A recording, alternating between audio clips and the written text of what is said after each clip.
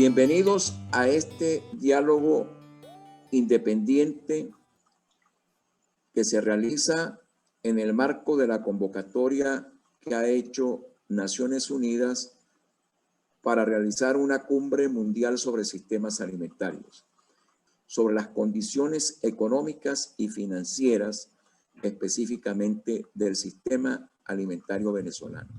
Este diálogo independiente es convocado por la organización no gubernamental Acción Campesina con el apoyo de la Red Agroalimentaria de Venezuela. Vamos a comenzar con los ponentes. En primer lugar estará Juan Luis Hernández, en segundo lugar Leonardo Vera, en tercer lugar Humberto García Larralde, en cuarto lugar Daniel Anido, en quinto lugar Lino Clemente y por último estaré yo, Alejandro Gutiérrez. Comenzamos con Juan Luis Hernández. Bueno, muchísimas gracias por esta invitación. Voy a introducir el tema, gracias a Dios, de primera oportunidad, y para ello tengo una presentación y voy a compartir pantalla con ustedes. La presentación es la siguiente. Se trata de las condiciones económicas y financieras deseables para el sistema agroalimentario venezolano. El día de hoy tenemos 4 preguntas que se formularon para este diálogo. La primera es: ¿cuáles han sido los elementos de la dinámica económica que han tenido mayor efecto sobre la situación agroalimentaria? Yo quiero comenzar primero por un requisito del análisis, que es la necesidad del enfoque agroalimentario, que prevé observar la situación desde los proveedores de insumos para la agricultura, para la industria, para el transporte, pasando por la producción primaria, por el sector industrial, por la distribución comercial de alimentos al mayor y al detal, y por último por el consumo. Tenemos que partir de que este es el enfoque para poder observar lo que sucede, porque las visiones sectoriales han provocado múltiples distorsiones, entre otras una disminución muy importante del peso del sector agrícola dentro de las economías. Y por tanto tenemos que partir de esta premisa. Los elementos que yo creo que son vitales son, en primer término, la política cambiaria, donde la subvaluación o la sobrevaluación de la tasa de cambio distorsionan las relaciones de precios entre los productos nacionales e importados, y esta ha sido una constante en el país. Los controles cambiarios y las tasas de cambio preferenciales aplicadas tienen efectos diferenciales sobre los eslabones del sistema agroalimentario. En unos casos potencian el consumo de alimentos, deteriorando la agricultura; en otros casos promueven la agricultura, deteriorando el consumo de alimentos y la distribución de alimentos. El segundo elemento son las políticas no cambiarias de protección y apoyo a los eslabones del sistema agroalimentario, entre los cuales las más importantes son la política comercial y de importaciones, los subsidios a eslabones de las cadenas y los subsidios al consumo final de alimentos. El tercer elemento de importancia son las políticas de financiamiento, con volúmenes y tasas de interés, financiamiento multilateral y externo. Nosotros hemos tenido para el sector agrícola por muchísimos años unas tasas de interés preferenciales y unos volúmenes predeterminados para aplicarlos allí.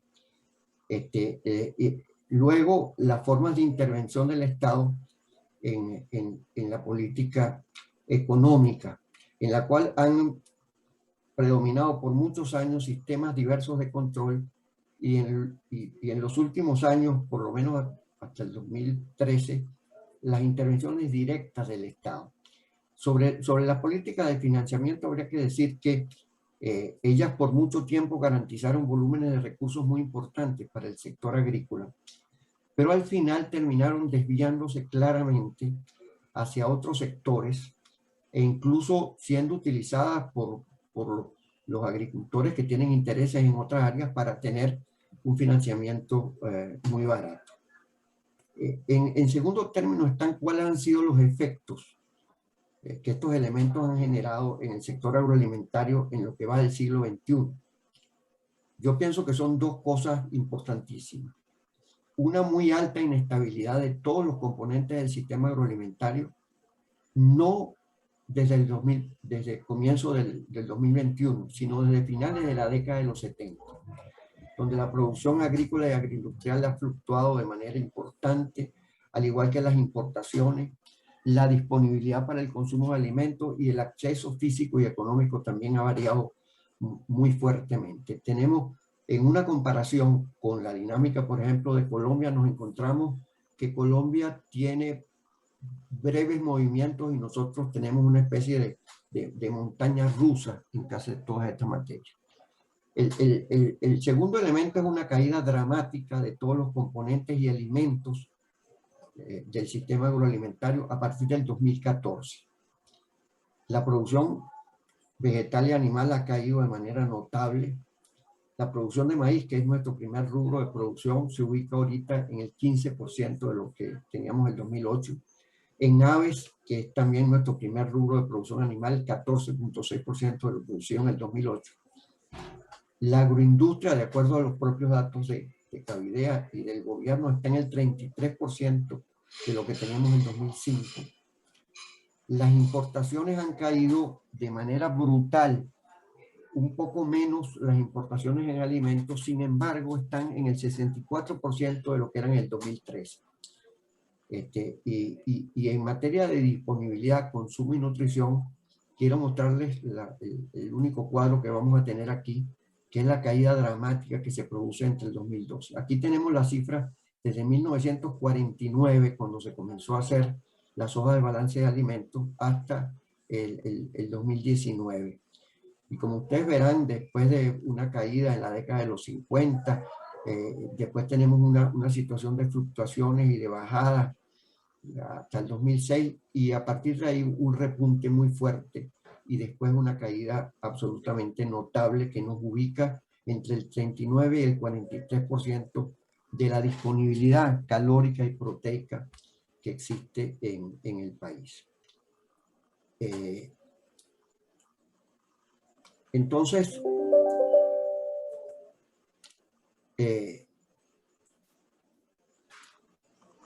¿cuál es la importancia del sector agroalimentario? Nuestra tercera pregunta, en el marco de una recuperación económica del país. Lo primero que tendría que señalar es que el peso del sistema agroalimentario dentro de la economía ha aumentado notablemente en los últimos años con la crisis que estamos viviendo. El consumo final de las familias en alimentos se ubica alrededor del 70% de los ingresos y por tanto, si bien el sector agroalimentario se ha contraído de manera brutal, es de los sectores que menos se ha contraído porque conserva todavía el consumo de una inmensa mayoría de la población. Por otra parte, el sector agroalimentario está en el centro de la crisis y también de sus posibles salidas. Pensamos que sin un aumento rápido del acceso y el consumo de alimentos no es posible que un nuevo gobierno se mantenga y tenga viabilidad política. Y del otro lado, el aumento de la producción agrícola agroindustrial y la distribución de alimentos son elementos claves para iniciar la recuperación económica, sin la cual también no creemos que es posible una salida de la actual crisis. Por último, ¿qué políticas o medidas económicas son necesarias para garantizar la recuperación del sector agroalimentario? Pensamos, en primer término, un programa económico viable y sostenible con políticas equilibradas en todos los órdenes y aspectos. Esta no es, por supuesto, mi especialidad, pero creo que sobre esto se ha trabajado muchísimo. Pienso que esta es una condición necesaria, pero no suficiente, porque si no es posible tener una recuperación de la institucionalidad, una recuperación de la gobernabilidad y apoyos externos suficientemente importantes como para salir de la crisis, no creo que solo un programa económico pueda producir los cambios necesarios. En segundo término está la redefinición de la intervención del Estado en la dinámica económica, que cambie la visión actual y que limite los controles y las intervenciones directas como agente económico y privilegie los acuerdos con agentes privados. A nuestro juicio, la participación del sector privado en la nueva política, no solamente agroalimentaria, sino general, es un elemento fundamental. Y en ese campo, la adopción de la óptica agroalimentaria es vital para la organización del Estado, que requiere un agente único para el conjunto de esos sectores y también para el diseño de sus políticas. Bueno, adicionalmente pensamos en una tasa de cambio competitiva que no necesariamente se inicia el primer día del cambio. Es posible que se requiera un proceso de unificación cambiaria con tasas diferenciales, una redefinición de los mecanismos de financiamiento para el sector.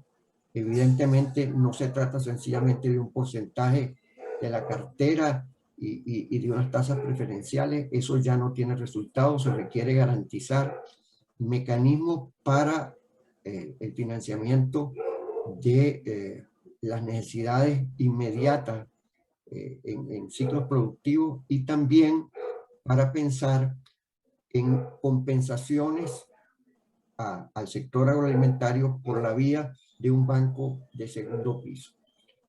Por último, mecanismos de apoyo y protección en el marco de los acuerdos por cadena. Nosotros pensamos que el instrumento fundamental en materia de políticas en el área agroalimentaria son acuerdos por cadenas agroalimentarias con participación del sector privado, donde se establezcan en cada caso las posibilidades y las necesidades de apoyo y protección, que puede pasar por muy diversos elementos. Nosotros creemos firmemente en la necesidad de apoyo a los consumidores, y especialmente en materia de alimentos, a través de transferencias directas. Pero pensamos que esto es un proceso y que muy probablemente se van a requerir otras formas de apoyo y de protección a las cadenas agroalimentarias. Bueno, esta es la tesis que quería exponerles.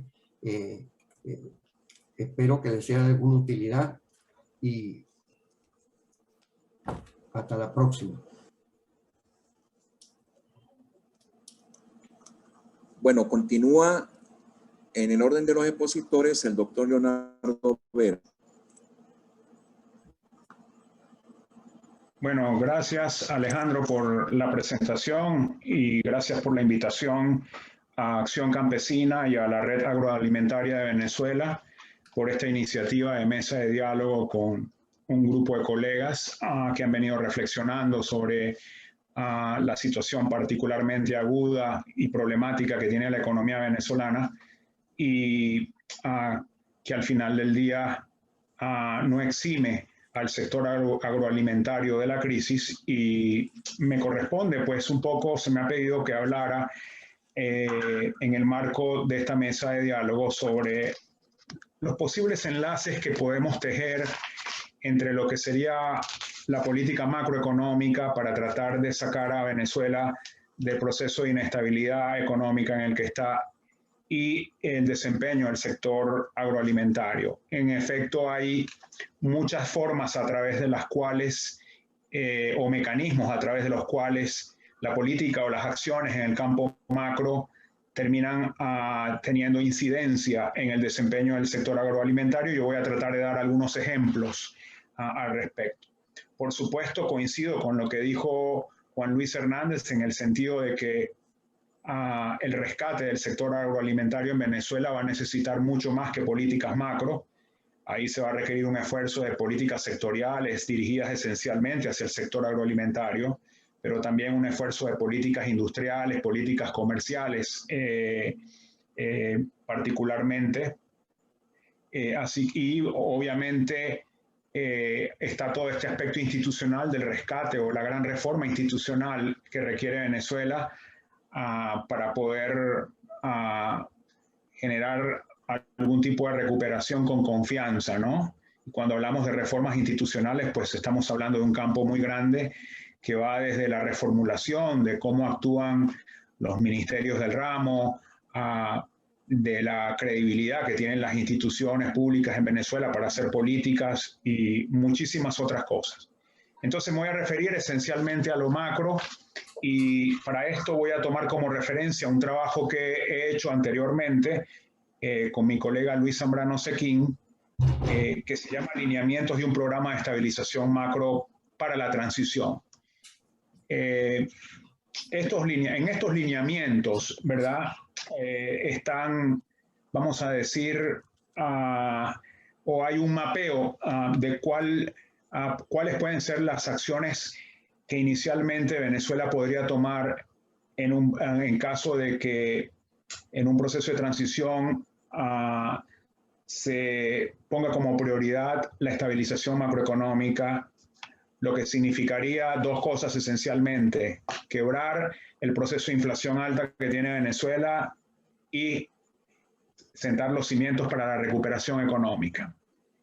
Ese es el sentido con que hablamos de estabilización macroeconómica. Entonces vamos a hablar de acciones de muy corto plazo, pero voy a hablar esencialmente de aquellas acciones que están o parecen tener repercusiones sobre el sector agroalimentario. En esos lineamientos que nosotros un poco dibujamos, está la creación de un fondo de gasto de emergencia que sería alimentado a partir de la asistencia financiera internacional. Todo programa de estabilización que quiera comenzar con éxito en Venezuela necesita o va a necesitar de asistencia financiera internacional por una o dos razones muy importantes. Voy a mencionar solo una. Nosotros necesitamos sustituir el financiamiento de la brecha fiscal, el financiamiento que hoy día se hace, que es esencialmente un financiamiento monetario en donde el Banco Central sencillamente emite dinero a cambio de unos pagarés que le da el Estado o las empresas del Estado, por un tipo de financiamiento que sería financiamiento internacional, es decir, financiamiento no inflacionario. Pero este financiamiento internacional en realidad tiene un componente muy importante, que es que él se transforma en gasto. Y lo que nosotros hemos concebido es que este financiamiento vaya a llenar un fondo de reservas internacionales que la vamos a necesitar para manejar el sector externo o las preocupaciones del sector externo y para llenar un fondo fiscal. Ese fondo fiscal tiene dos canales o dos fondos paralelos. Un fondo que va a servir para transferencias y redes de protección social, y ahí pues se está contemplando subsidios directos, etcétera. Y otro fondo, estoy hablando del fondo fiscal, que se va a dedicar a proyectos de infraestructura en materia de servicios públicos. Todo lo que se pueda recuperar rápidamente en materia de infraestructura de servicios públicos. Así que esa es la idea, y la idea es tratar en lo posible de coordinar ese gasto o el gasto, ese gasto de emergencia, ese gran componente del gasto público, porque estamos hablando de que si Venezuela llega a tener asistencia financiera internacional por el orden de los 5.000, 6.000, 10.000 millones de dólares en un primer año, eso es muchísimo dinero en comparación con lo que tiene hoy día el sector público para gastar. Entonces, la idea no es convertir eso en bolívares, la idea de inmediato, la idea es hacer una coordinación con la autoridad monetaria e incluso todo lo que se pueda gastar en moneda dura, en moneda extranjera, gastarlo en moneda extranjera para que de esa manera no convertir eso en bolívares y generar presión en el mercado cambiario. Pero eso no es lo más importante que quería decir con respecto a estos fondos. Lo que quería decir con respecto a estos fondos es lo siguiente. Ese es gasto público destinado a subsidios directos. Ese es el Fondo de Transferencias y Redes de Protección Social.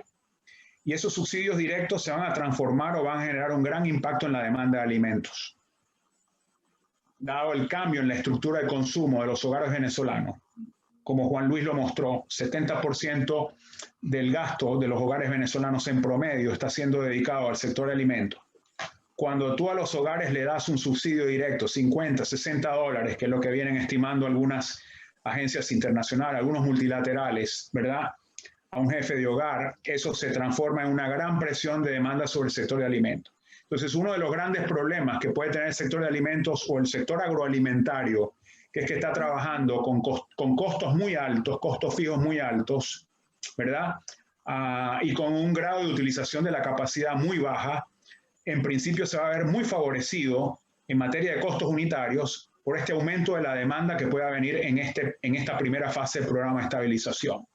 Esas son buenas noticias para el consumidor y son buenas noticias también para el lado de la oferta, para quien está del otro lado produciendo alimentos procesados o alimentos en forma más primaria. Pero el otro lado importante, el Fondo para el Rescate de la Infraestructura de Servicio Público, es también importantísimo para el sector, porque ahí estamos hablando de tratar de que haya regularidad o de recuperar cierta regularidad en la provisión de energía, en la provisión de agua, en la provisión de gas doméstico, en la provisión de transporte, en todo lo que ustedes puedan pensar que el sector público está haciendo mal hoy día o lo está haciendo en forma irregular. No se aspiraría en un primer año en aumentar, ¿verdad? Pero sí en proveer regularmente, ¿verdad?, los servicios. Así que este sería esencialmente un fondo para tratar de rescatar este tema de los servicios públicos, que permitiría entonces resolver uno de los grandes cuellos de botella que tiene el sector, que es hoy día el estar trabajando en una situación en donde los servicios públicos existen solo parcialmente. Otro componente importante de este plan de estabilización, para no seguir hablando de la asistencia financiera internacional, se refiere a la reforma monetaria y a la reforma del sector financiero, que es algo que se puede hacer muy rápidamente. Venezuela debería caminar, según estos lineamientos que nosotros hemos un poco diseñado y discutido con otros colegas, hacia una economía bimonetaria lo más rápidamente posible. Es decir, legalizar la circulación y el uso de dos monedas. En este caso, el dólar, que es la moneda que más está circulando en Venezuela, y el bolívar. Y permitirle al sector financiero que comience a trabajar con ambas monedas, como lo han hecho otros países en la región que han pasado por procesos de desinflación. Estamos hablando en la antesala del caso de Perú, y Perú es un país que, después de haber superado hace más de 30 años un durísimo proceso de hiperinflación, todavía es un país en donde se utiliza el dólar como moneda de circulación oficial. Así que no vemos ningún problema con que trabajar en una economía bimonetaria. Por el contrario, eso ayudaría a darle acceso al crédito en dólares a todo el que quiera tomar crédito en dólares.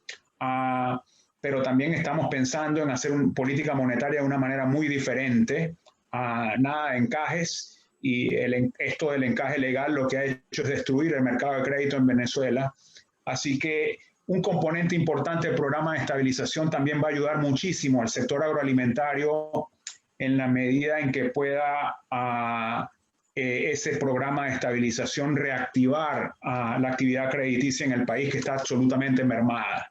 El sector agrícola es un sector muy dependiente del financiamiento crediticio, sobre todo los pequeños y medianos productores que no tienen músculo suficiente para financiar, ¿verdad?, sus procesos a partir de ganancias retenidas. Entonces, este creo que es otro enlace que me gusta destacar. Hay otra cosa importante que también destacamos en nuestros lineamientos, que es la idea de ir rápidamente hacia un régimen de tipo de cambio flotante con una meta de tipo de cambio real. Y tener un mercado transparente, un mercado cambiario transparente. Nosotros creemos que con un programa creíble que logre una desinflación rápida, podemos quebrar expectativas con una nueva institucionalidad gobernando a la autoridad monetaria, al Banco Central y al Ministerio de la Tesorería, o el Ministerio de Finanzas, perdón. Podríamos efectivamente lograr un proceso de desinflación rápido, y por lo tanto ese sería una gran defensa a un régimen de tipo de cambio flotante, aparte de tener un colchón de reservas internacionales que podríamos alimentar a partir de esos tramos de asistencia financiera internacional que vamos a obtener. Pero un tipo de cambio flotante con meta de tipo de cambio real es algo que puede ayudar muchísimo al sector, que está muy afectado por la competencia de países vecinos que hoy día pueden posicionar sus productos en la economía venezolana en la medida en que el tipo de cambio, entre otras cosas, está sobrevaluado. Digo entre otras cosas, no es lo único que abarata a los productos importados, porque sabemos que también hay una política arancelaria destinada justamente a favorecer las importaciones, pero el tipo de cambio muy sobrevaluado también particularmente lastima al sector productivo nacional, y lo que nosotros hemos pensado es rápidamente ir a una meta de tipo de cambio real, lo cual no generaría entonces esa competitividad artificial que hoy día se le está otorgando a las importaciones, haciéndolas súper baratas. Entonces es un mecanismo de promover exportaciones muy importante hoy día para el país y de detener el aluvión de importaciones que venimos recibiendo.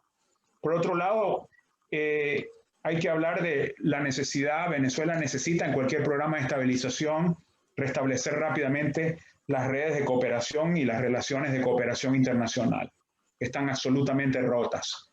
Es decir, en parte Venezuela es un país que está en hiperinflación porque está aislado de la comunidad financiera internacional. Y una de las cosas, uno de los grandes desafíos que tendrá, digamos, aquel gobierno, aquella administración que se decida por ir por esta vía, es el de restablecer las relaciones de cooperación internacional. Y ahí, obviamente, a los créditos puentes, el financiamiento internacional para el sector agroalimentario va a ser importante. No es solamente el financiamiento de la banca nacional, que quizás puede ser un poco limitado por el tamaño que tiene nuestro sector financiero en este momento, pero créditos particularmente dirigidos al sector por parte de los organismos multilaterales podrían ser muy factibles, pero para esto Venezuela tiene que restablecer sus relaciones con la comunidad internacional. Y esto es un paso que hay que tomar el día 1. Es decir, esto es algo que Venezuela tiene que hacer de inmediato. Así que para no tomar, hay quizás otros elementos, pero he querido un poco rescatar el tema de sustitución de subsidios indirectos por subsidios directos y la capacidad que esos subsidios directos tienen de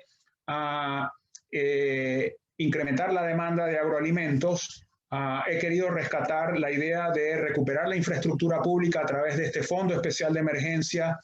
He querido rescatar la idea de eliminar el encaje legal y permitir la circulación de dos monedas para promover el mercado crediticio hoy día desaparecido de la economía venezolana. He querido hablar de un régimen cambiario que que no promueva la competitividad artificial de las importaciones y que promueva más bien la competitividad de nuestros productos. Y he querido hablar de la importancia de las relaciones internacionales. Todo esto forma parte de esto que hemos llamado lineamientos de un programa de estabilización macro para la economía venezolana, y creo yo que son elementos rescatables que permiten entender cómo lo macro puede estar perfectamente vinculado y para bien con la esperada recuperación del sector agroalimentario. Gracias. Continuamos con el doctor Humberto García Larrañaga. Y bueno, buenas tardes.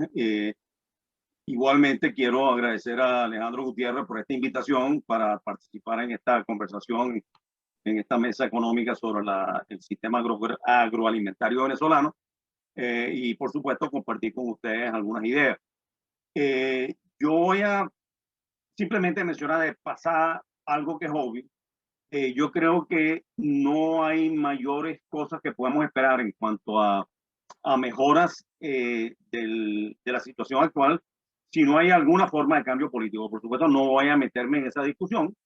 No puede ocurrir por distintas vías, pero tiene que ver con la posibilidad de efectivamente pensar en términos racionales la situación del país, en términos racionales también las perspectivas del sector agroalimentario. Yo quiero hacer referencia a quiero, digamos, centrar un poco algunas ideas en torno a una visión un poco más de perspectiva futura, por lo siguiente, porque dentro de esa transición que tendrá que venir, lo inmediato, como señaló claramente Leonardo, es abatir la inflación. Hay que derrotar como sea la inflación. Y esto significa sustituir el financiamiento monetario de los déficits fiscales que viene utilizando el gobierno porque no tiene ingresos internos por el colapso económico, no tiene ingresos externos porque hay un default y porque tiene está aislado de la comunidad financiera internacional. Y esto significa entonces acudir a empréstitos de organismos multilaterales que obligatoriamente van a imponer condiciones para otorgar esos recursos. Van a poner condiciones que significa fundamentalmente una reforma del Estado, una reforma profunda del Estado que permita en el tiempo cumplir con esos recursos, reembolsarlos y por supuesto cumplir con otros requisitos que tienen que ver con los cambios estructurales y la reactivación de la economía, que por supuesto no voy a entrar a señalar. Pero eso significa que el Estado venezolano va a ser un Estado muy distinto, y además hay que tener en cuenta para esto lo que son los cambios que están ocurriendo en cuanto a la transición energética promovido por el cambio climático, que implican que el petróleo no va a venir al rescate. Primero porque Venezuela tiene una industria petrolera destruida. Recuperar una producción de 2,5 millones de barriles diarios, por ejemplo, tardarán mínimo 6 a 8 años, cuando menos.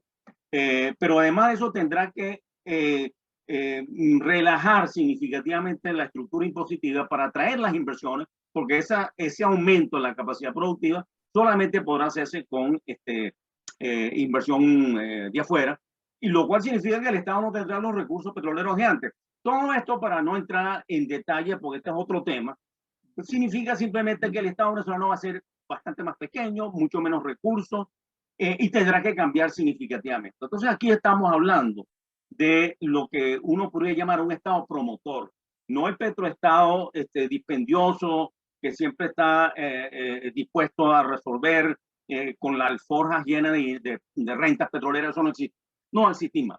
Esto significa también un cambio cultural y una forma distinta de entender la actividad productiva, entre ellos, por supuesto, la agricultura. Entonces aquí es donde yo simplemente quiero entrar a mencionar o a meter como alguna idea respecto a la transformación el poner cierto énfasis, por decirlo de una manera, en la agricultura de exportación. Y esto tiene mucho que ver con la ventaja comparativa venezolana. En el pasado Venezuela llegó a exportar, yo me acuerdo, se exportaba arroz incluso a Colombia, se exportaban algunas frutas, por supuesto a café y cacao siempre se han exportado. Pero Venezuela tiene una gran potencialidad, creo yo, ustedes son los expertos en el tema, que en el pasado no se aprovechaba porque precisamente el petroestado abrumaba eso con subsidios y con otro tipo de atenciones, y en fin de cuentas el tipo de cambio, por supuesto, sobrevaluado y una serie de trabas administrativas.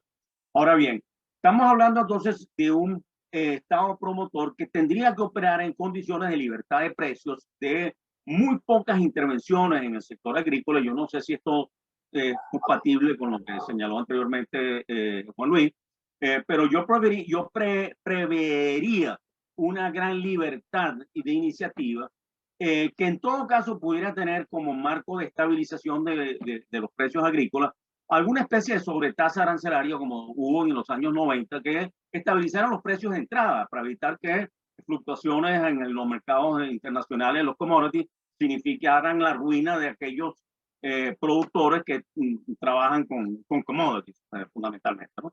Entonces, hay instrumentos en todo caso entonces para estabilizar los precios de entrada de los bienes agrícolas, los productos agrícolas.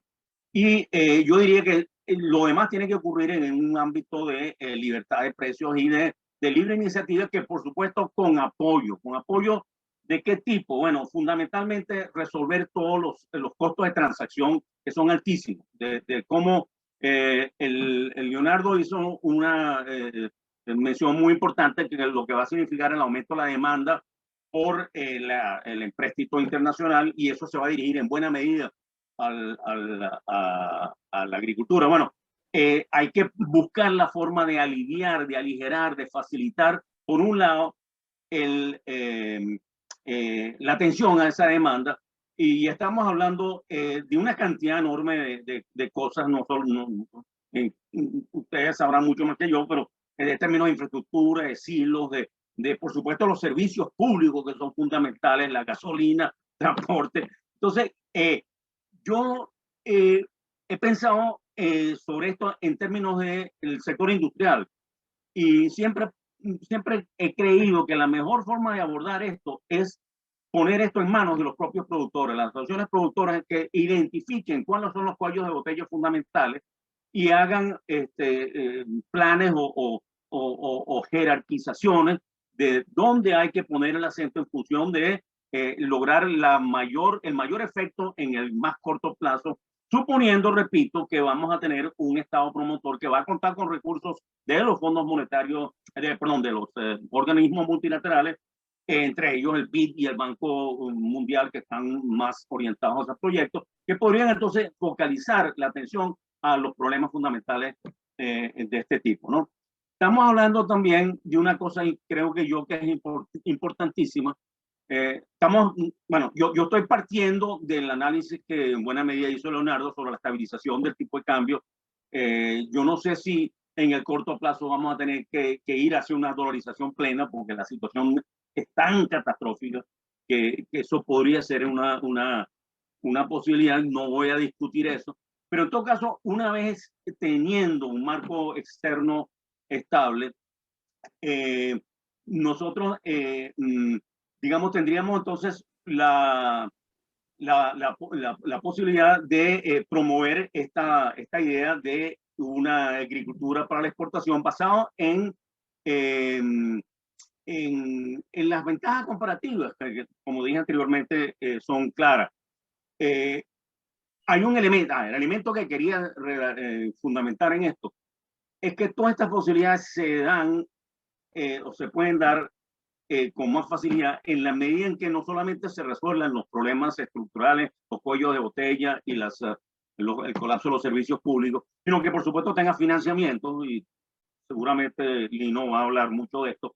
Y como base de ese financiamiento, y como base más bien de la capacidad de respuesta de los productores individuales para encaminarse dentro de esta estrategia posible de agricultura para la exportación, hay una cosa que dijo en un foro el otro día, en el cual yo participé también, Carlota Pérez, que es básico. Mira, hay que buscar que todo el mundo disponga de Internet en el campo. Esto es una cosa que uno dirá, bueno, pero el campesino nuestro no entiende nada de eso, o algunos no entienden nada de eso, pero hay por supuesto muchos que sí entienden, pero de una forma u otra, y esto se está demostrando incluso en el África, cómo comunidades rurales, pueblitos, resuelven sus problemas con teléfonos inteligentes e Internet. Ahora, ¿qué significa esto? ¿Simplemente regalarle el teléfono a todo el mundo? Por supuesto que no. Hay que hacer cursos, hay que preparar seguramente desde el punto de vista financiero, y esto tengo entendido que lo va a hablar Lino, la banca, para que aproveche eso, pero hay que prepararlo en términos de asociaciones de proveedores de insumos, ¿cómo se llama? De alquiler de maquinaria, de equipo, de semillas, por supuesto, asociaciones de exportadores. En fin, las oportunidades que abriría para un país con un Estado promotor con un mínimo de recursos, porque tampoco es que vamos a estar embuchados de dinero, pero con un mínimo de recursos para promover reformas fundamentales, yo creo que podría tener éxito si se invierte en este tipo de cosas. Y repito, hay iniciativas a nivel mundial, hay gente, Jeffrey Sachs, hay gente que tiene recursos y que ha estado trabajando en eso. Y luego está también, yo tengo 3 años casi en España, y tengo una hija en Inglaterra. Y aquí se consigue harina, pan en todos lados. Eso uno dirá, bueno, pero claro, porque hay muchos venezolanos. No, ya creo que va más allá de eso. Pues la harina, pan se está vendiendo en todas partes, pero más allá de eso hay areperas. Y las areperas no solamente atienden al público venezolano. Por ejemplo, en Londres tú puedes ver en el South Bank del Támesis areperas donde hay ingleses, hay muchos ingleses. Yo tengo amigos de mi familia, les gusta la arepa. Pero ¿a qué voy? Que hay un cambio también en el patrón, o podemos pensar en términos de promover cambios en el patrón de alimentación, no, de los gustos, o por lo menos introducir el gusto por cosas venezolanas. Los mangos venezolanos, las lechosas, ¿cómo se llama? Por supuesto el café, el cacao, que siempre ha sido, el ron venezolano. Y tenemos una ventaja enorme que es la diáspora. Digamos, todos esos 6 millones de venezolanos que están afuera, que pueden servir de puente o de antena o de socios para contribuir con este tipo de estrategia. Entonces, yo creo que estoy hablando mucho, me estoy extendiendo, pero un poco la idea es abrir los ojos sobre la posibilidad que implica una estrategia de agricultura para la exportación, que además tiene de importante lo siguiente, que es que Venezuela no tiene divisas. Venezuela tiene una industria petrolera destrozada, va a tener las divisas del empréstito de los fondos multilaterales, pero sujetos a programas muy específicos, pero para que el agricultor cuente con los recursos también importados, insumos, negociaciones que haga con el mercado internacional. Esta estrategia yo creo que también sirve de base para pensar en una agricultura distinta, y bueno, lo dejo hasta aquí entonces. Bueno, buenas tardes a todos, sobre todo a las personas que también a posteriori van a ver esta grabación en los medios digitales. Quiero ante todo pues dar las gracias a Acción Campesina por la organización de estos diálogos independientes y en particular por haber tomado eje o el hilo central de la discusión. Algunas de las ideas que están basadas en un artículo reciente que publicamos en nuestra revista agroalimentaria de mis colegas de investigación, Ana Alejandra Quintero, y que en alguna medida se están retomando de una, vamos a llamarle una convergencia de criterios desde las diversas instituciones, entidades, organizaciones que se han dedicado durante décadas al estudio del agroalimentario en Venezuela. Para seguir un poco la propuesta de las 4 grandes líneas conductoras de esta discusión de hoy, de este diálogo, voy a referirme, perdonen la coincidencia con los ponentes que me han precedido, 2 elementos que a mi modo son cruciales de la dinámica económica del país que tienen que ver con el sistema alimentario venezolano, con una de sus funciones a la que yo me voy a referir por razones de deformación personal, pero sin obviar la importancia de las restantes, y es el tema del consumo alimentario. En relación con las políticas, para mí, de la dinámica económica, 2 de las que son relevantes, sobre todo en los últimos meses, son el tema de la atención de la inflación y, por tanto, de las políticas públicas orientadas a su control efectivo y a su erradicación, en este caso de la hiperinflación, y por otro lado, el tema de las políticas relacionadas con los salarios. El tema de la inflación reiteradamente aparece en todas las sondeos de opinión que se hacen, tanto por encuestadoras que tienen una reputación, que son, digamos, desde el punto de vista de los medios públicos con mucha presencia, pero también de encuestadoras de larga trayectoria o de trabajos recientes como los que hace la Red Agroalimentaria de Venezuela y el Centro Gumilla, en la que el tema de la preocupación de los precios de forma reiterada desde el 2016 hasta el presente, vale decir, desde que aparece, comienza a realizar una encuesta de condiciones de vida por parte de la UCAP y todas las restantes universidades y organizaciones que han secundado el proyecto, pero también aparece más recientemente en estas encuestas que hace la Red Agroalimentaria de Venezuela. También el tema de la preocupación de que si alguno de los miembros se ha limitado la cantidad y calidad de los alimentos que se consumen en el seno de su hogar, número o porcentaje que cada vez es mayor, y prácticamente 8 de cada 10 personas lo están reportando, o 8. Y, por supuesto, el tema que tiene que ver directamente con las consecuencias que tiene un consumo alimentario inadecuado sobre la situación de seguridad alimentaria y nutricional de la población. Todas las cifras, tanto de las organizaciones que ya he mencionado, pero más y de Cáritas Venezuela, por mencionar, y del CENDE, por mencionar 3 organizaciones de reconocida trayectoria, dan cuenta de que la proporción de hogares en condiciones de inseguridad alimentaria cada vez es mayor. Y en este momento, no importa cuál cifra consultemos, más o menos hay una suerte de convergencia en que al menos 3 de cada 4 están en alguna de las condiciones de inseguridad alimentaria, sea moderada, sea severa o sea crítica. Por lo tanto, atender el consumo alimentario, como bien lo dijeron las personas que me precedieron, es uno de los aspectos más inmediatos o cortoplacistas que debemos abordar en el tema de las políticas económicas. Es decir, que la consecuencia de una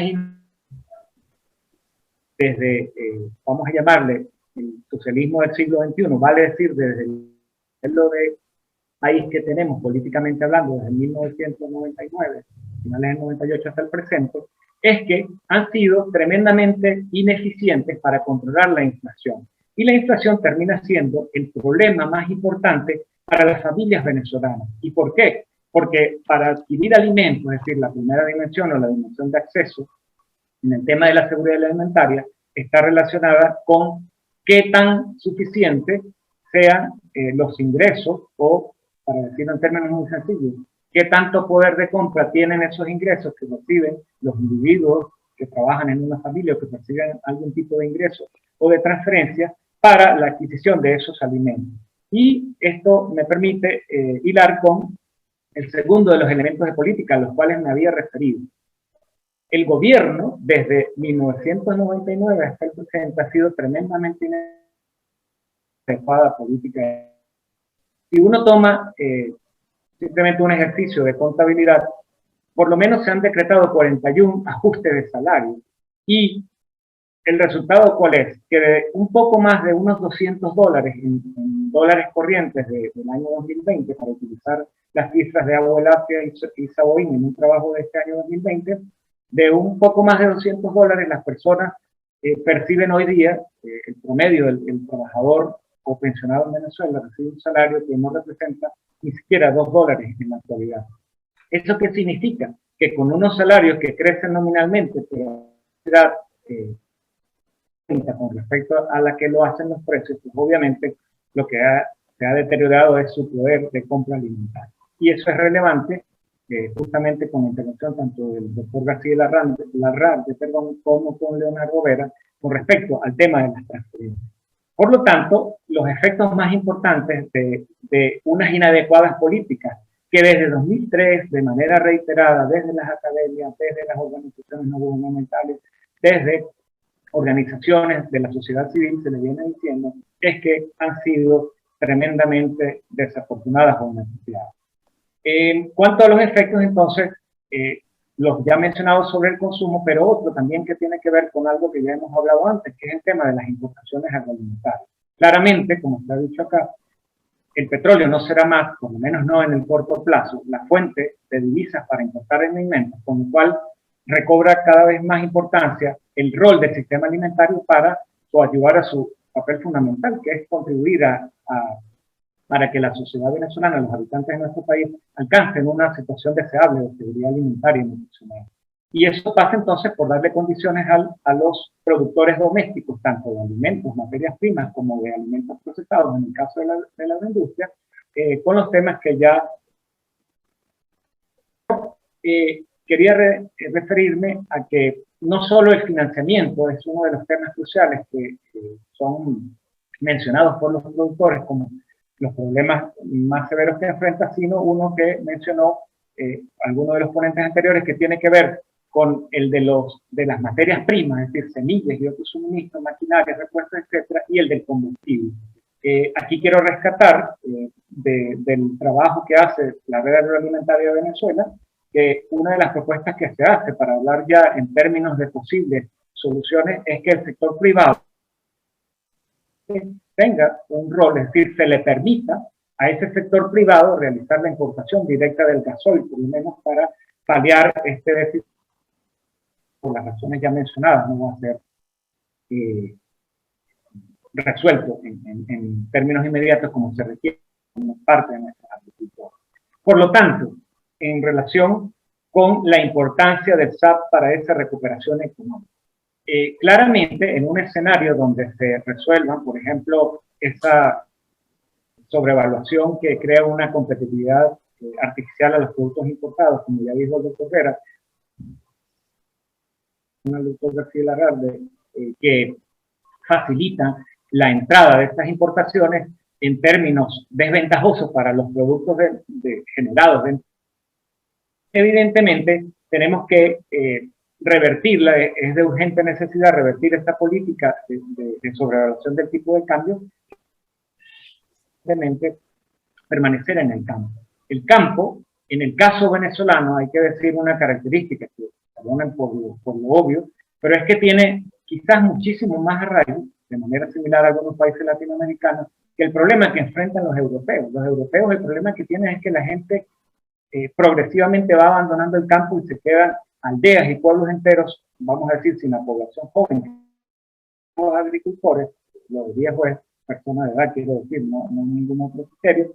Y por lo tanto, en el caso venezolano, ese arraigo es todavía mayor. Tanto es así que a mucha gente, dada la premura en la obtención de alimentos, ciertamente ha atenuado en los últimos meses, no es el problema más importante, sigue habiendo un problema de escasez para que la gente acceda a los alimentos, pero eso es algo que se puede aprovechar de manera muy puntual, porque la actividad agrícola no solo genera empleos directamente relacionados con la agricultura, sino con aquello que también llamamos el empleo rural no agrícola. Es decir, hay una serie de actividades conexas que suceden en el ámbito de lo rural y que perfectamente pueden ser aprovechadas, como por ejemplo, por mencionar alguna, el turismo rural. Pero eso pasa de nuevo porque se den unas condiciones en el entorno económico que lo permiten. Es decir, con movilidad 7.7, porque un sistema, un plan de vacunación nacional no existe, no se aplica como se viene haciendo en otros países con modelos exitosos y que no necesariamente son países del primer mundo, sino muy similares a las condiciones de Venezuela. Evidentemente,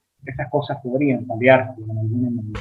Y por último, entonces, en relación con las políticas que serían necesarias para alcanzar, retomo el punto de partida. Es necesaria una política antiinflacionaria, pero que sea realmente efectiva, y eso pasa por los elementos que ya adelantó el doctor Vera, que tienen que ver con una disciplina fiscal y, por supuesto, con una rendición de cuentas del gasto público y de algunos elementos que artificialmente se traducen, por ejemplo, en presiones sobre el tipo de cambio, y al devaluarse o depreciarse el tipo de cambio, entonces se traduce en mayores precios a los alimentos, y este perverso sistema de incentivos, de ese círculo vicioso, pues hay que romperlo de una manera rotunda. Pero por supuesto, repitiendo de manera reiterada las mismas medidas de política económica que hacemos desde el 2003, que básicamente es controlar los precios, o cuando la bonanza petrolera, la renta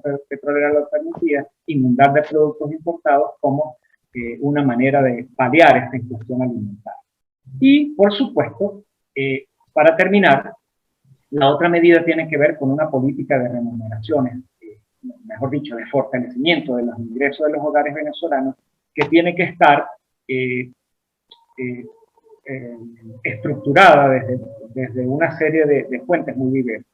Está claro que la pandemia, o por lo menos tras la pandemia de la COVID-19, uno de los elementos más importantes es que, si bien continúan llegando remesas a Venezuela, y sigue siendo en alguna medida importante como poder de compra para muchos hogares venezolanos, la cuantía de esas remesas se ha reducido. Entonces, eventualmente, mucha gente va a seguir emigrando en búsqueda de mejores condiciones de remuneración y poder enviar a los familiares que se quedan en Venezuela ingresos que les permitan comprar, entre otras cosas, alimentos, pero está claro que los venezolanos tienen que buscar medios alternativos. El sector público ya no es más, por las razones aludidas tanto aquí como en la literatura, una fuente privilegiada de ingresos, con lo cual en nuestro trabajo es necesario para las familias hacer empleo que le permita generar ingresos adicionales. Y eso pasa evidentemente por la reactivación económica. No se puede generar más empleo si tenemos un sector privado paralizado, repito, porque el sector no está en condiciones, ni se le espera, por decirlo en términos castizos, en el corto plazo que puede hacer. Y Finalmente, relacionada también con esta política necesaria, el fortalecimiento de nuestra estructura. Garantizar la seguridad alimentaria y nutricional del país pasa porque la gente pueda contar con unos, evidentemente con alimentos, ingredientes para preparar comidas, pero con unos servicios públicos que les sean mínimamente los requeridos para poder preparar alimentos y con la calidad y en las condiciones de los miembros de las familias. Por lo tanto, se necesita esa inversión en el sistema eléctrico, que es un problema de infraestructura, es un problema estructural que obviamente no se puede resolver en el corto plazo, que demanda todas esas medidas que hablaba el doctor Vera. El problema de la distribución del gas. En ausencia de gas, la gente debe recurrir evidentemente a las cocinas eléctricas, pero si no tenemos electricidad, no tenemos gas, entonces recurren a la leña, ¿no? Un tema tanto ambiental como de salubridad pública que eso tiene. Y bueno, a grandes rasgos estos serían más o menos los aspectos que yo quería tocar durante mi intervención. Muchas gracias de nuevo. Bueno, en el orden de la palabra está el doctor Lino Clemente. Adelante, Lino. Muy buenas tardes. Nuevamente, al igual que los que me han precedido en el uso de la palabra, agradecer al convocante Acción Campesina y a la Red Agroalimentaria como huésped de este diálogo independiente y así como la oportunidad pues, de participar en esta ocasión. Mi intervención del día de hoy va a estar dividida como en dos grandes bloques. Los dos primeros puntos de la presentación lo que tratan es contextualizar el conjunto de compromisos, oportunidades y tendencias que el sistema alimentario sostenible en el marco de la Agenda 2030 y en la era digital tienen para ilustrar que la cumbre es parte de un proceso que se inició ya hace unos 6 años.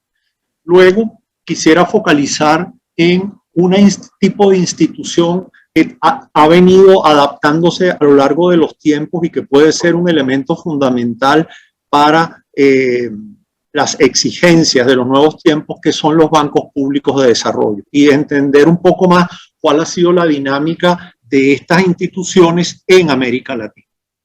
Con estos dos elementos como contexto, entonces vamos a ir paseándonos por las realidades y oportunidades que va presentando Venezuela en relación a su sistema alimentario y al contexto de la cumbre. La Agenda 2030 para el Desarrollo Sostenible es un marco universal, integrado e indivisible que acordó Naciones Unidas para articular el desarrollo y políticas para enfrentar los grandes desafíos que tiene la humanidad. Y esto se aprueba en 2015. Y a partir de allí se inicia el proceso de cómo las diferentes instancias se van integrando a esta dinámica. En esta lámina, básicamente lo que tenemos es, en el caso de los sistemas alimentarios, cuáles son las contribuciones o las deficiencias fundamentales que ellos tienen para cada uno de los 17 objetivos de desarrollo sostenible, que es la forma de cómo se articuló la Agenda 2030 a través de metas. Entonces, todas las metas de la agenda están asociadas al cumplimiento de estos 17 objetivos.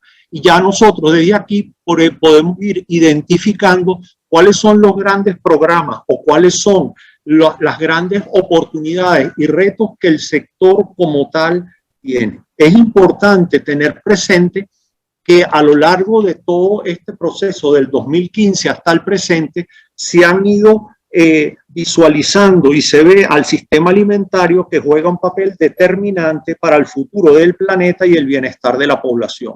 Y cuando esto lo integramos con las proyecciones de crecimiento poblacional, con el cambio climático, con el deterioro de los recursos naturales, con la alta prevalencia de malnutrición y enfermedades asociadas a la dieta, lo ubican frente a una serie de desafíos cruciales que el sistema debe. Y ya esto nos identifica el conjunto de factores que están condicionando el desempeño que ven ustedes en la parte media de la imagen, que son el conjunto de funciones que están asociados a actividades que se realizan en el sistema alimentario, que no solamente va a la parte primaria, sino que también nos lleva a la parte de agroindustria, alimentación nutrición y salud. Entonces, esto nos hace ver y cómo se constituyen las cadenas y por qué el tema de las cadenas y los distintos eslabones es fundamental, así como el conjunto de actores que están funcionando en cada una de ellas.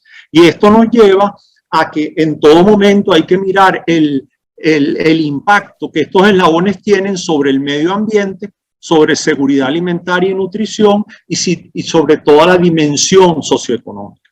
A lo largo de este proceso, Naciones Unidas fue determinando que un elemento crítico para el funcionamiento era la agricultura familiar.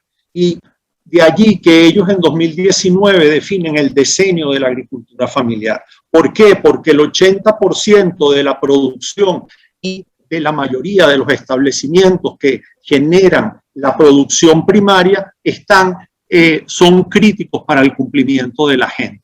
Y en caso de fallar en esto, no se va a poder cumplir. Y de allí ustedes ven a su mano derecha los 7 pilares sobre los cuales se sustenta el decenio para la agricultura familiar, lo cual desde ya también nos va delineando el conjunto de temas que hay que abordar para poder salir adelante con relación a estos temas.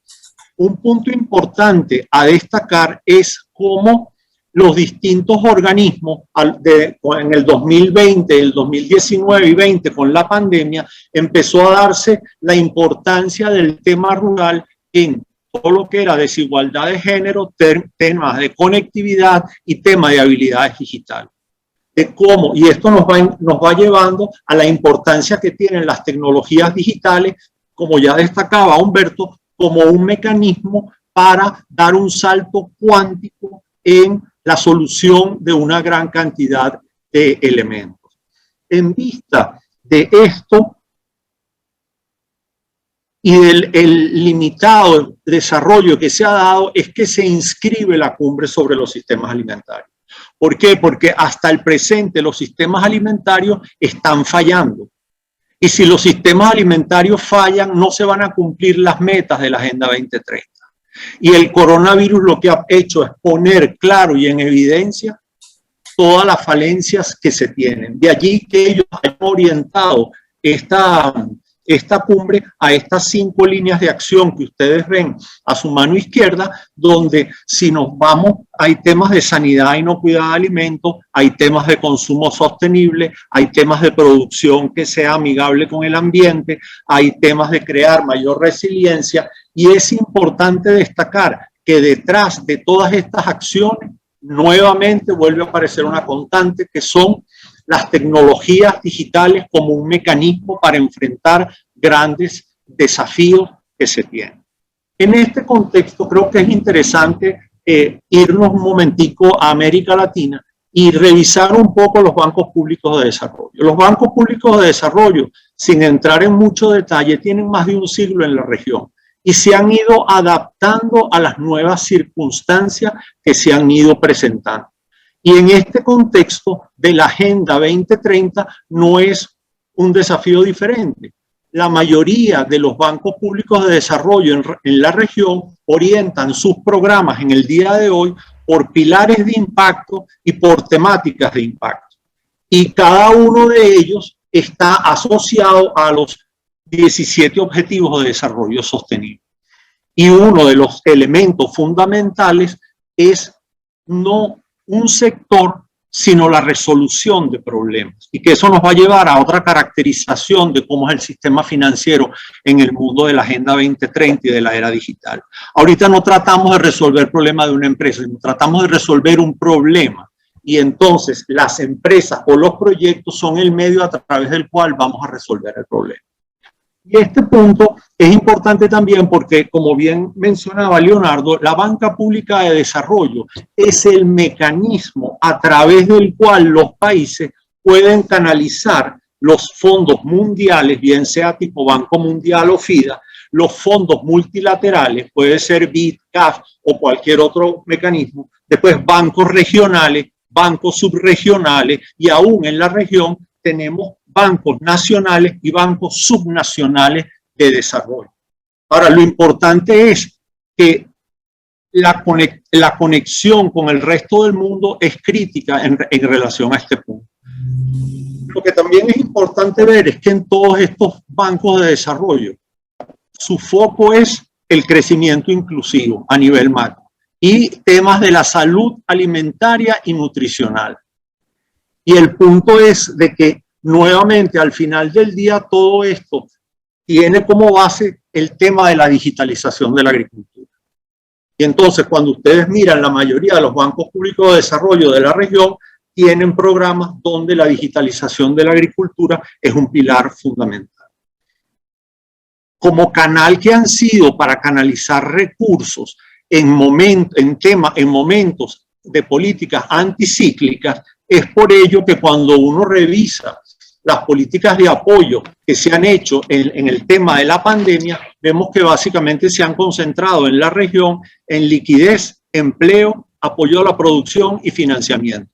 Y básicamente la banca pública de desarrollo ha sido el vehículo a través del cual ha sido posible canalizar esos recursos que vienen de fuera, que hoy por hoy tienen unas características fundamentales. En este contexto, entonces, quisiera pasar ahora al caso específico en Venezuela. Entonces, el caso de los bancos públicos de desarrollo en Venezuela, al igual que en la región, tienen su historia. Sin embargo, en este momento lo voy a focalizar muy brevemente en aquella banca pública de desarrollo que tiene que ver con el sector agrícola y el sector agroindustrial. El punto importante aquí a destacar es cuando ha habido un boom institucional de banca pública de desarrollo es cuando hubo boom petrolero, no en otros momentos. Después, en el periodo 75-2000, cuando hubo ese boom, y anterior, cuando Banco Agrícola y Pecuario y muchos otros, se estaba en total sintonía con la región y se era un país líder junto con el resto de la región en el tema de banca pública de desarrollo.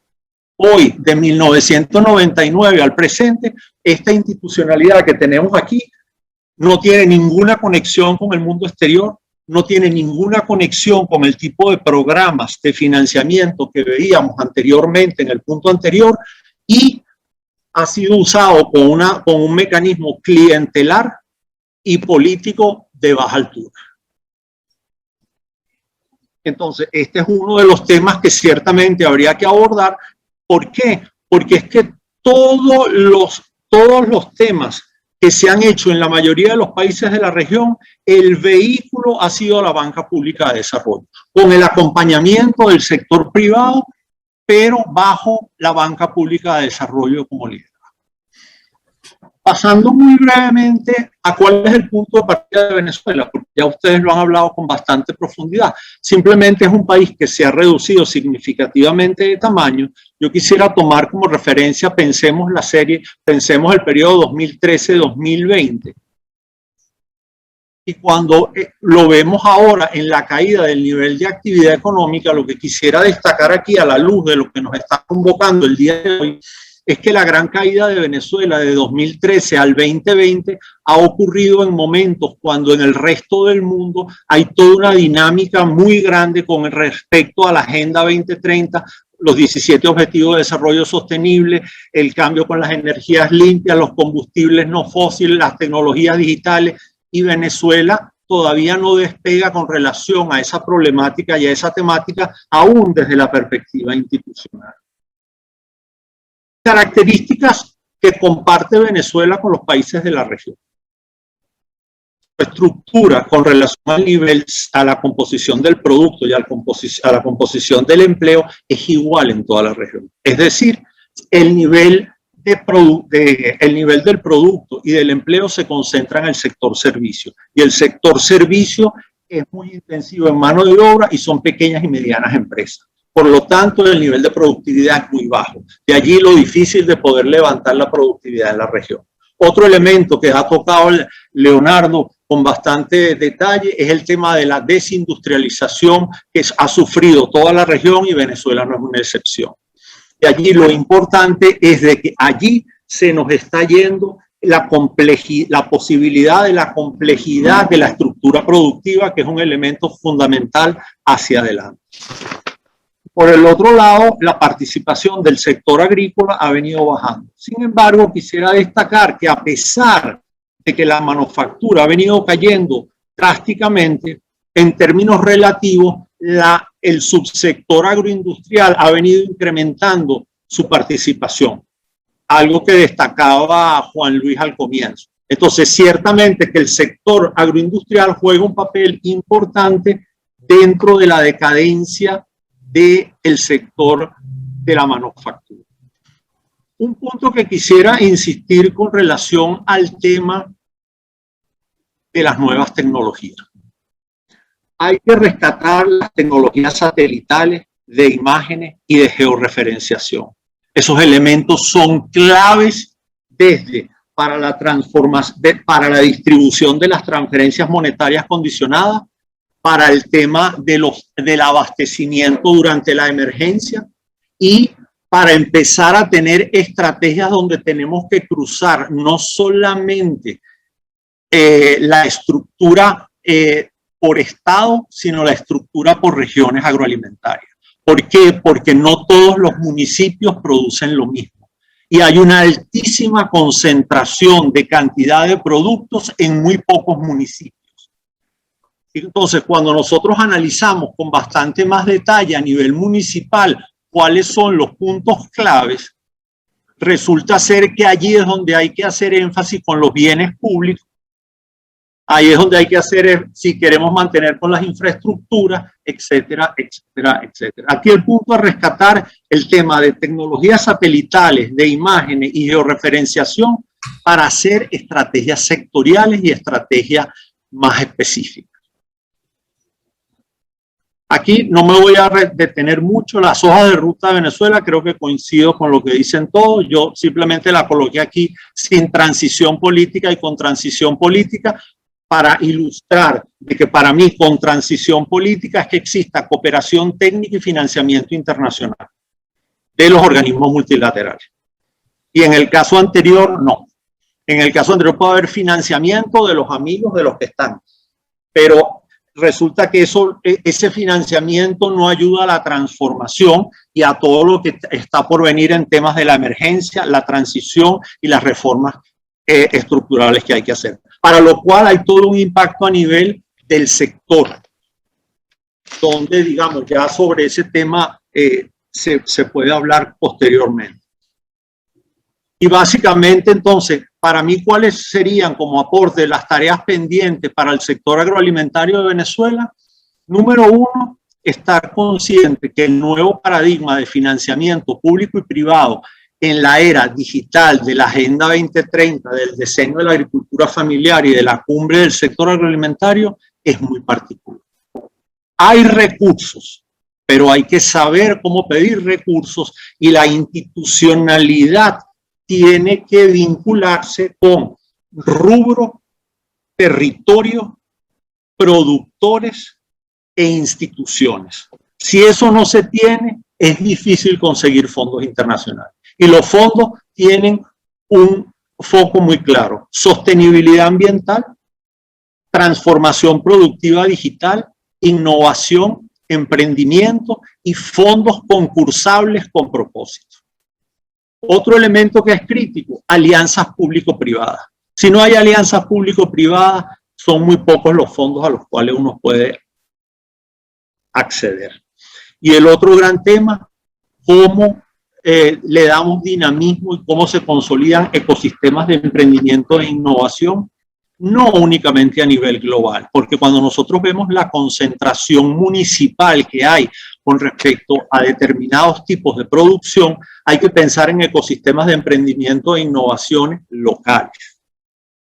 Y dentro de esto, las áreas prioritarias, rescatando el tema de la importancia de una banca pública de desarrollo. La banca pública de desarrollo está llamada a jugar un papel central en la reconfiguración de un sistema sociopolítico productivo más inclusivo y sostenible. Y eso no es aquí, eso es en el mundo. Hubo una primera reunión de Banco Público de Desarrollo el año pasado en París, donde se reunieron 450 bancos públicos de desarrollo de países desarrollados y no desarrollados. Y hay una segunda reunión este año para ver cuál es el papel que ellos tienen en el nuevo mundo.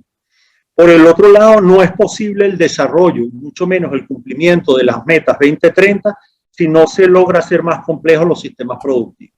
Y en ese contexto, la Banca Pública de Desarrollo debe hacer honor a su nombre a través del estímulo y fortalecimiento de las integraciones productivas. Llámense programas integrales de producción agrícola, llámese clústeres, llámese cadenas agroalimentarias. Hay un rol adicional que tienen que empezar a jugar, como bien decía Humberto, las asociaciones de productores y las asociaciones de empresarios. Es decir, no solamente es un tema de tener el último celular, sino que el mundo se ha ido complejizando y cada vez necesitamos una institucionalidad más compleja y más integral de la que tenemos como país. Y sobre eso tenemos que seguir trabajando. El otro punto, vamos hacia la digitalización de las cadenas. Entonces, cada rubro, cada producto tiene más o menos en grandes números, y con esto lo que quería es como ilustrar los impactos del COVID, pero resulta que si el tipo produce arroz o produce cacao, sobre eso es que hay que trabajar. Y como último punto, el tema de los ecosistemas, de que hay que de alguna manera poder trabajar sobre el estímulo de los ecosistemas para lograr los tipos de beneficios que la cumbre requiere. Beneficios económicos, beneficios ambientales, beneficios sociales y beneficios institucionales. Muchísimas gracias. Gracias, Lino.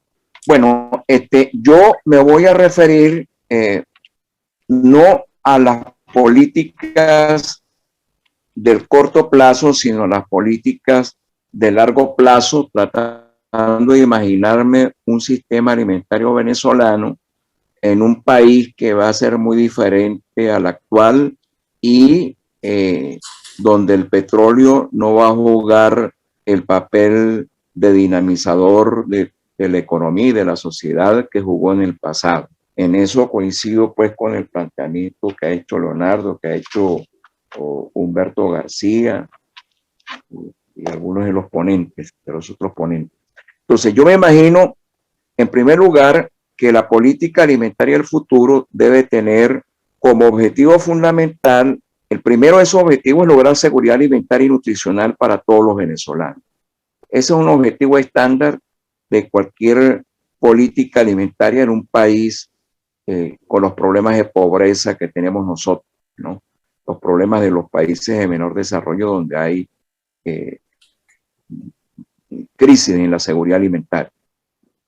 Y el segundo objetivo sería tener un sistema alimentario que tenga suficiencia en la disponibilidad de alimentos. Esa disponibilidad de alimentos se va a conformar con producción nacional.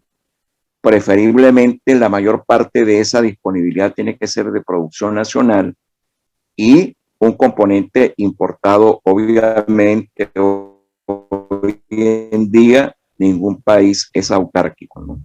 Por supuesto aspiramos que ese sistema alimentario tenga un nivel de autonomía alimentaria alta, menos dependiente de importaciones, que sea estable, que tenga calidad e inocuidad y que se ocupe también de la sostenibilidad. Las actividades productivas agrícolas, uno de los eslabones fundamentales de la cadena, las actividades productivas agroindustriales son contaminantes. La agricultura y la ganadería tienen,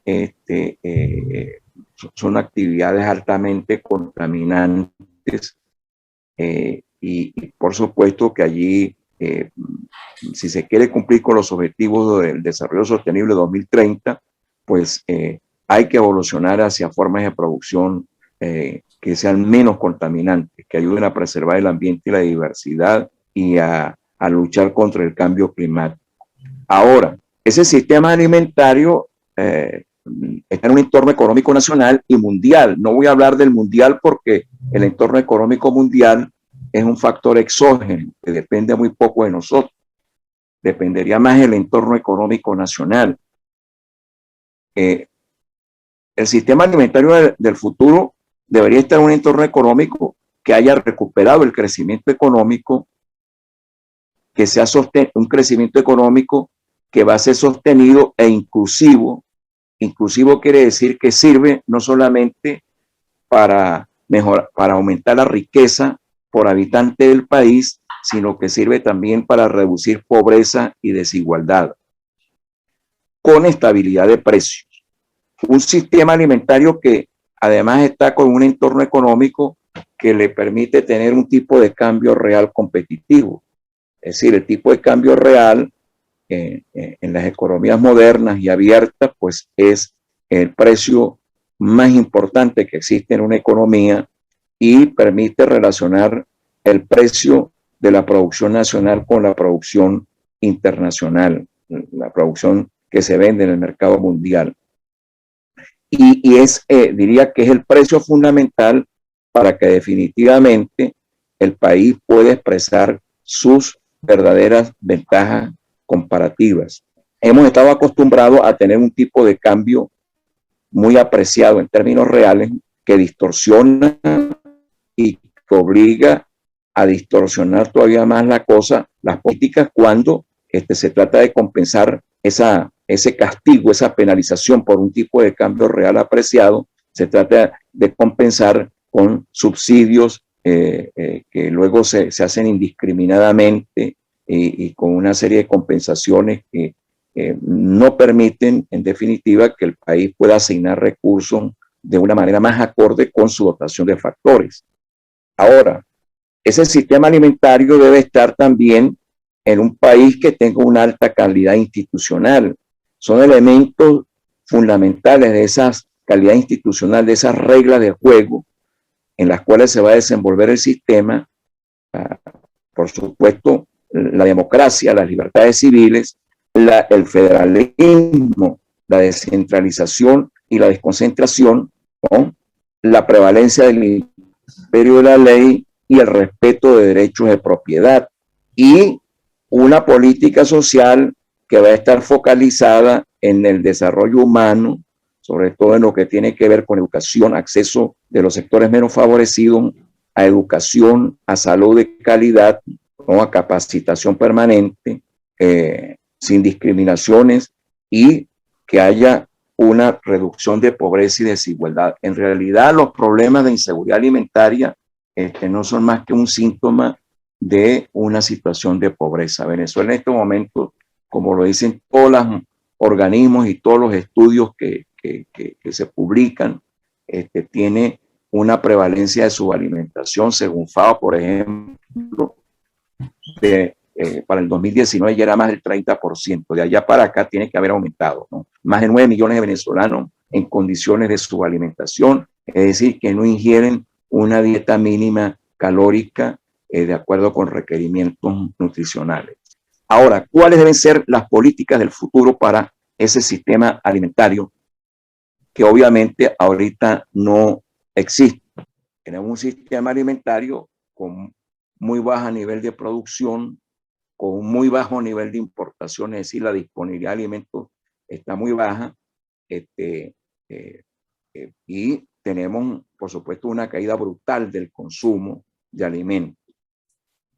Ahora, como lineamientos generales, el mercado debería ser el principal mecanismo de determinación de precios.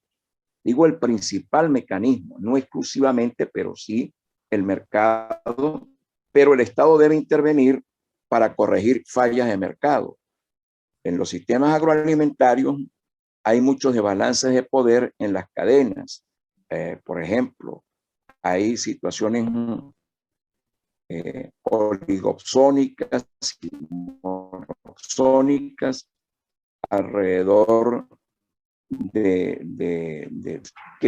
no eran como oligopsonios, pero si se comportaran tendría que intervenir el Estado. El Estado intervendría para crear bienes públicos, atender desequilibrios temporales, financiar, y allí entre esa tarea incluyo la existencia de una banca de desarrollo y, por supuesto, el financiamiento de pequeños productores con las mejores prácticas posibles, porque también hay un sistema de desigualdad e inequidad que se profundiza en las zonas rurales, y el financiamiento de los pequeños productores es fundamental. Y el financiamiento para la actividad es fundamental. Hoy lo sabemos porque prácticamente no existe financiamiento para la actividad agrícola y agroindustrial, ¿no? Y el Estado, por supuesto, me refiero a eso de lo cual habló Lino Clemente en lo último, debe coordinar políticas de desarrollo productivo con el sector privado, ¿no? El Estado, donde quiera que ha habido desarrollo, el Estado ha jugado un rol importante, pero su rol no es sustituir al sector privado ni sustituir a los mercados, sino buscar mecanismos de coordinación con el sector privado. Debe haber una política de tierras orientada hacia el otorgamiento de títulos de propiedad para reorganizar y que la gente sepa qué es lo que está comprando y que tenga su propiedad bien definida sobre la tierra. Una producción agroalimentaria que si quiere ser competitiva no va a ser porque tenga un tipo de cambio real competitivo solamente, sino porque tiene alta productividad y tiene que sustentarse por sus ventajas. Pero el énfasis de esa política tiene que ser el mejoramiento de productividad y esto tiene que ver con algo de lo cual esta tarde se ha hablado aquí, que es la digitalización. Ese es un desafío que está presente en todos los países de menor desarrollo, sobre todo en Venezuela, que debe haberse rezagado tecnológicamente mucho en los últimos años. El apoyo gubernamental a la producción agroalimentaria debe existir, pero debe estar basado en algo que ya está definido, en políticas de la OMC. Primero, políticas de caja verde, como es la transferencia de tecnología, la difusión de sistemas de información, la capacitación, etcétera, ¿no? Hay una medida global de ayuda que Venezuela la tenía bastante alta todavía cuando se firmaron los acuerdos de la OMC y por supuesto hay también un mínimo de ayuda que tiene que ver, para el caso de los países de menor desarrollo, el 10% del valor de la producción agrícola lo puede gastar cualquier país, aún en políticas que la ortodoxia económica considera distorsionantes. Una política comercial con protección basada en compromisos OMC y acuerdos de comercio preferencial. En algún momento Venezuela no se puede aislar, Venezuela se irá reincorporando gradualmente a los acuerdos de comercio preferencial de integración económica en los que participa, a su acuerdo natural que fue la Comunidad Andina, a su acuerdo en el Mercosur y a buscar mercados, porque la promoción de exportaciones tiene que ser parte de esa política comercial. Venezuela tiene potencialidad. Esto no es una propuesta nueva, no solamente la ha hecho Humberto esta tarde y yo esta tarde. Hace ya muchísimos años, hace más de 40 años, Meir Merhab hizo 2 documentos para la economía venezolana fundamentales y muchos de ustedes deben recordarlo. Uno de ellos era sobre el sector agrícola venezolano y su futuro, y otro era sobre la industria manufacturera, que dio origen a la política de subsidio a las exportaciones, ¿no? Como un mecanismo de compensación ante la tendencia permanente a tener un tipo de cambio real sobrevaluado, apreciado. La política social alimentaria debe basarse en las transferencias monetarias directas, mercados libres, pero cómo apuntalar al consumidor en lugar de subsidios a productos a través de la entrega de dinero, transferencias monetarias directas, alimentación escolar, que debe ser fundamental. O sea, el programa de alimentación escolar tendría permanencia y prioridad la vigilancia nutricional y la atención a la población vulnerable. La población vulnerable, las embarazadas, las lactantes, los recién nacidos, los ancianos. Y en esos lineamientos tendríamos un Estado que regula y coordina con el sector privado la preservación del ambiente y biodiversidad y la lucha contra el cambio climático, que son elementos que van a estar allí presentes, no solamente porque lo diga Naciones Unidas, sino porque ya está presente en la mesa de los gobiernos de los países desarrollados, como ustedes lo ven, pero que en algún momento los países de menor desarrollo también tendremos que incorporarnos con fuerza para mantener el ambiente y la biodiversidad y evitar el calentamiento global. Bueno, eso era fundamentalmente lo que yo quería decir. Hemos tenido una tarde con unas ponencias muy bien ricas en contenido, muy interesantes, ¿no? Donde comenzamos con la presentación de Juan Luis Hernández, quien nos dio una respuesta a esas 4 preguntas orientadoras que se hicieron en el documento inicial que se les envió a los ponentes, ¿no?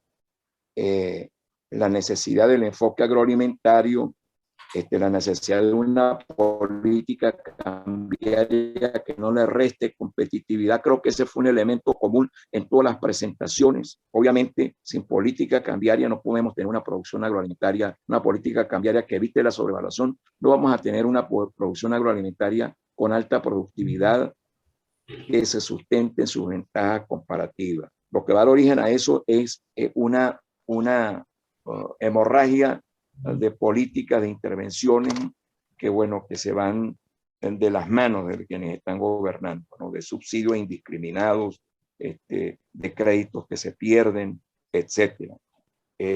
Juan Luis también nos habló de la situación actual del sistema, ¿no? De la necesidad de los acuerdos por cadenas agroalimentarias, de la importancia del sistema alimentario en un proceso de recuperación económica y, por supuesto, de algunas cosas que a su juicio se deben hacer para recuperar ese crecimiento económico. Leonardo Vera se enfocó fundamentalmente en el impacto de la política macroeconómica sobre el sistema alimentario y nos habló de lo beneficioso que pudiera ser para el sistema alimentario venezolano un programa macroeconómico para la transición que él junto con el doctor Luis Zambrano Cequín han venido difundiendo y en diversas presentaciones en muchas partes con muchos grupos de análisis, ¿no? La necesidad de combatir primero que nada la inflación, en eso coincidió también Humberto García Larralde, ¿no? La necesidad de crear un fondo de gasto de emergencia que pudiera a partir de allí derivarse recursos para recuperar el sector agroalimentario, la necesidad de la reforma monetaria y del sector financiero, ¿no? Y la necesidad de tener un tipo de cambio flotante, pero con meta de tipo de cambio real, ¿no? Ya no vamos a tener el petróleo como factor distorsionante y la economía no petrolera, la producción no petrolera requiere de un tipo de cambio real no sobrevaluado. A mi juicio, debería ser competitivo, ligeramente subvaluado. Humberto García nos habló de la perspectiva futura de un país donde ya no va a tener un petroestado fuerte, sino que el sector privado juega un rol fundamental y coinciden que en lo inmediato es abatir la inflación, el objetivo fundamental de primer orden en el corto plazo, la reforma del Estado y tener en cuenta los cambios que se están dando en la transición energética, que obviamente va a afectar a un país que tiene petróleo, que a lo mejor no va a ser tan petrolero como en el pasado, pero que tiene mucho petróleo, ¿no?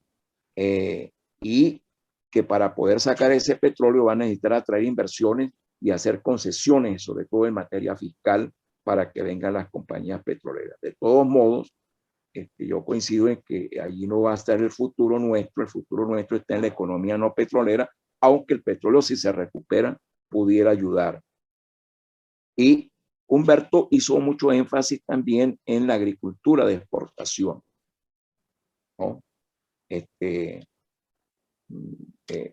eso coincidimos, ¿no? Es más, en este momento hay más exportaciones que las que revelan las estadísticas del INE. Hay mucha exportación ilegal. El comercio que se da con Colombia ilegal es bidireccional. No solamente es que vienen productos colombianos, es que también salen productos venezolanos, aún con un tipo de cambio sobrevaluado. Pero los productos varían dependiendo de ese tipo de cambio. Muchas veces hay productos que salen de Venezuela en un momento, pero esos mismos productos vienen de Colombia en otro momento y ahí el factor cambiario es fundamental, ¿no? Humberto hizo también énfasis en la libertad de precio, en las pocas intervenciones que van a existir para el sector agrícola en el futuro, porque no vamos a tener un Estado con muchos recursos, la necesidad de mejorar la infraestructura, ¿no? De mejorar la institucionalidad para reducir costos de transacción, etcétera, ¿no? La necesidad de la digitalización, que luego Lino Clemente la toma con mucho énfasis y coincido con él, pues, ¿no? Lino dividió su exposición en varias partes. Una tiene que ver con la cumbre esta de los sistemas alimentarios que convoca las Naciones Unidas y los objetivos del desarrollo sostenible. Nos habló de la importancia de la banca pública de desarrollo para el cumplimiento de la Agenda 2030 y la importancia de los sistemas alimentarios, su conexión, la necesidad de tener sistemas alimentarios que contribuyan al logro de los objetivos del desarrollo sostenible 2030, ¿no? Porque las cadenas agroalimentarias, su actividad productiva, incide mucho también, no solamente sobre la actividad económica, la posibilidad de que genere empleo, reduzca pobreza, sino el tema también de contaminación ambiental. Y dice tajantemente, si los sistemas alimentarios fallan, no se va a cumplir la Agenda 2030, ¿no? Y luego hizo mucho énfasis en el tema de las tecnologías digitales, el tema de la banca de desarrollo, la necesidad de digitalizar la agricultura en Venezuela, ¿no? Y de incorporar tecnologías digitales, de la cooperación técnica con los multilaterales y un conjunto de tareas que están pendientes para el sistema alimentario. Creo que ese es un resumen. Yo posteriormente, con mis notas y con la ayuda de ustedes, voy a tratar de hacer un resumen para efectos del informe que se le va a presentar a Venezuela y los diálogos independientes a Naciones Unidas sobre los sistemas alimentarios. Es decir, esta tarea, esta actividad que hemos hecho hoy se va a traducir en va a estar reflejada en un documento que va a ir a Naciones Unidas.